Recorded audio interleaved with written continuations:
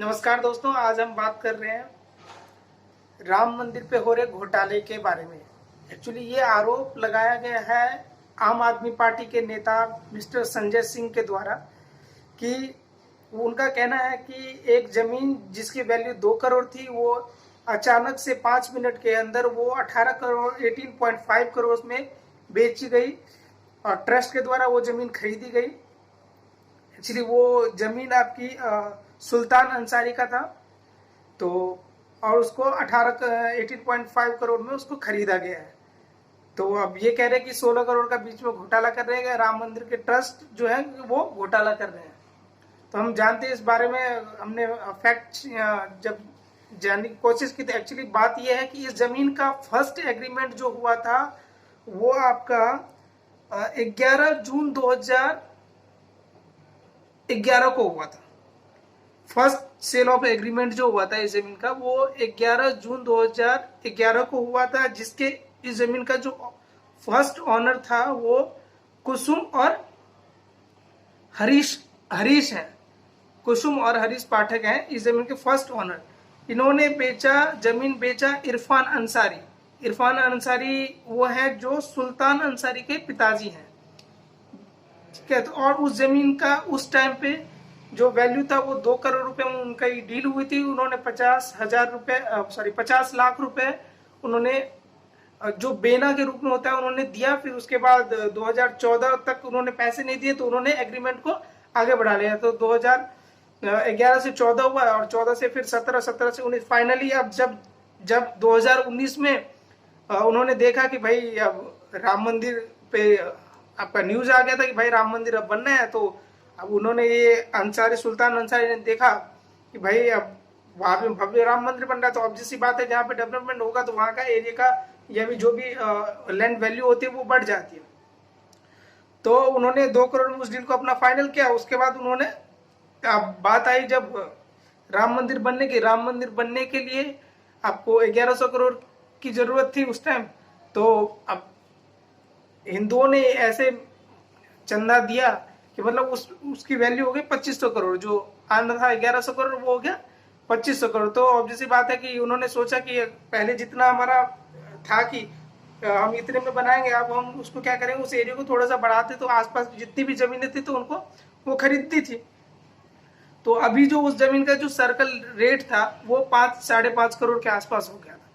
मतलब जो उस जमीन का जो मिनिमम वैल्यू होता है वो 5-5.5। अगर आपने सुना भी होगा कि कभी कहीं से अगर मेट्रो जाती है या कहीं पे गवर्नमेंट कुछ डेवलपमेंट करती है तो उसके आसपास के एरिया जो होते हैं वो काफी ज्यादा महंगे हो जाते हैं। मतलब अगर उसको गवर्नमेंट खरीदेगी तो वो या तो उसको उसके बदले कहीं जमीन देगी या घर देगी, या फिर उस जमीन की उनको इतनी कीमत दे देते हैं वो ताकि वो उसके बदले कहीं और जाके शिफ्ट हो, तो ताकि उनको दिक्कत ना हो। तो वो 4 गुना होता है।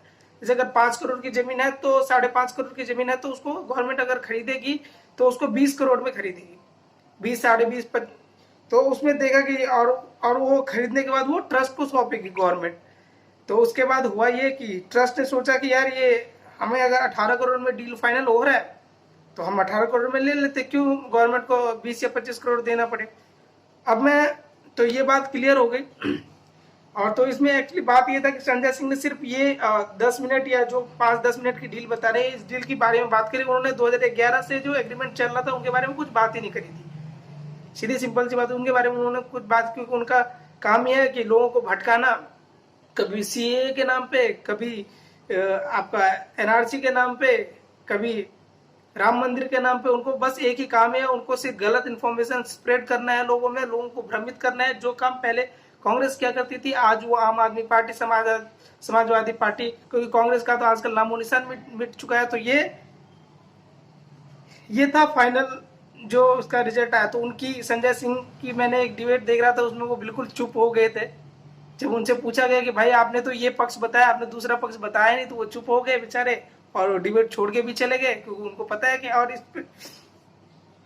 तो मैं बस बात करना चाहता हूँ, बस ये तो आपको समझ में आ गई होगी। तो मैं ये कहना चाहता हूँ कि भाई आम आदमी पार्टी और समाजवादी पार्टी और कांग्रेस से मैं ये पूछना चाहता हूँ, भाई तुमने चंदा कितना दिया था? चंदा दिया नहीं था तो तू पूछने वाला होता कौन है भाई? भाई कौन होता है तू पूछने वाला? अबे कांग्रेसी हो। एक बात बताओ, जब तुम बोलते थे कि भाई जब राम का अस्तित्व ही नहीं है तो तू बोलने वाला कौन, और वो पैसा तुम्हारा नहीं है, पहली बात।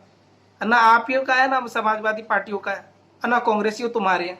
वो हिंदुस्तान के हिंदुओं के पैसे हैं, और हिंदुओं ने जब एक बार दान दे दिया अपने राम के लिए तो वो दे दिया, उससे तुम्हें बोलने की जरूरत नहीं है। मुझे पता है कि तुम लोग 2022 के चुनाव के लिए ये सब रणनीति बना रहे हो, लेकिन ये सब तुम खुश होगे, तुमसे अपने राज्य में तो कुछ करा नहीं जाता।